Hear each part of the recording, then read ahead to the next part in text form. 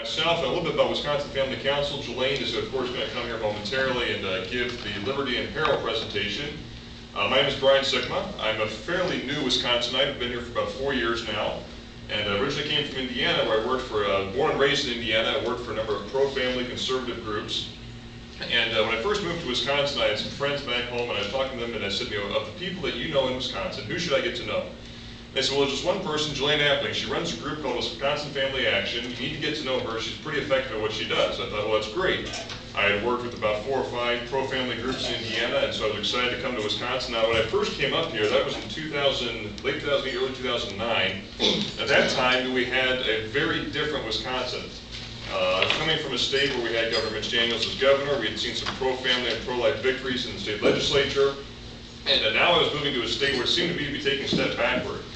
But Julaine has actually, I think, as we look at the history of Wisconsin as it's been written since 2010, since we saw a new party take over, we saw more principle come to Madison, I think we can say that the change we've seen in our state, which kind of erupted in January of 2011, really can trace its roots back to some key fights that Wisconsin Family Action was a part of in the years leading up to that. I think particularly the marriage amendment fight. That fight was really one of the first times in this state's history when conservatives banded together on principle to come together and decide we need to protect something that is fundamental to our society, to our culture, and we're going to take this fight right to the people. We're going to have a referendum vote across the state on a marriage amendment that will make sure that in our state constitution, here in the state that is the birthplace of progressivism, we're going to define marriage as one man and one woman the way that Western civilization has historically defined it for centuries, for millennia, and as we believe that our Creator has intended it to be.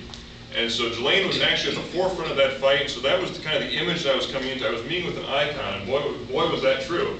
And now I can say that with some pride because I serve on the board, and so there's naturally going to be a certain pride on my part for the organization. But I want to challenge all of us today as we begin here, as we go through this presentation that Julaine has put together. We're getting ready to head into an important time in the next few weeks and months in our country. For months now, all of us, if we're political junkies, we've been following the presidential campaign, we've been following first the nominating fight, then the general election fight as it's unfolding, but after Labor Day is when the real race begins. Now, for those of us, I work in MediaTrackers. I work as a conservative group based north of Milwaukee. We track the left-wing organizations in the state. We're on the front lines there working with the mainstream media, trying to push them in the right direction.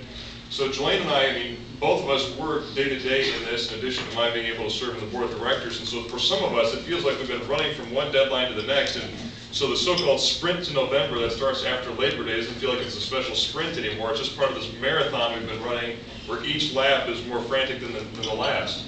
But as we head into that point in time, I think it's important for all of us to realize something. The predominant debate in our country right now is a very fundamental debate because it speaks to 2 different visions for the future of our nation. One is a vision of liberty that says we believe in personal responsibility. We're going to promote and champion states' ability to work, local communities' ability to work together to solve their own problems, or we're going to believe in a top-down approach that minimizes personal responsibility, that minimizes liberty, that champions a government solution to every single problem we have. This is a fundamental debate, and it's being played out largely in economic terms, and it makes sense for that reason. And we now run a national deficit of over $1 trillion. For the past 4 years, we've seen the national deficit debt explode to $15 trillion. Unemployment is over 8%. We've seen a lot of economic indicators that are troublesome. And so the election is going to be played out in economic terms. But I think it would be a mistake for us to look at this election solely in economic terms and solely in light of how the candidates stand on economic issues. Because after November comes, and once we have a president that's in there for another 4 years, whether it's either party, either candidate wins, we're going to have to tackle not only economic issues, but also social issues. Now, I'm proud to say that I am a free market capitalist. I believe in personal responsibility. I think we can probably all agree on that. I think that's why we're all excited about what could happen in November. But I think we have to understand the roots and the foundation of capitalism if we're going to understand why we're really doing this. There was recently some debate within the Republican Party and within other elements among other groups that are working actively in the election as to how much should we emphasize social issues. Well, I would say that if we don't have social issues, none of the other issues really matter. Because what it comes down to is a matter of virtue. It's a matter of morality. And Charles Murray, one of my favorite economists and favorite thinkers, actually wrote an essay recently in the Wall Street Journal. It was a profound essay. It was a defense of capitalism. And he had in there a very key point. He said capitalism cannot survive. And this is coming from a man who's not a known social conservative. But capitalism cannot survive without private virtue and personal responsibility. Well, I'm here to say that before that distinguished thinker made that statement on the editorial pages of the Wall Street Journal, Julaine Appling was making that statement over and over and over again to our elected officials in Madison, trying to get them to understand that before the state can move forward economically, and even as we try to work our way forward and out of an era of debt and deficits and unemployment and joblessness that's kind of hung over our state for the past few years, and as we've begun to make progress on these fronts, we can't make long-term progress unless we actually understand that virtue is important. And that's why the work of Wisconsin Family Action is so important. Wisconsin Family Council, I know of no other group in this state that is focused in Madison, that is as effective at what they do as Wisconsin Family Council. And in my job, in my professional job, I have to track a lot of the left-wing groups. I get to see how they function.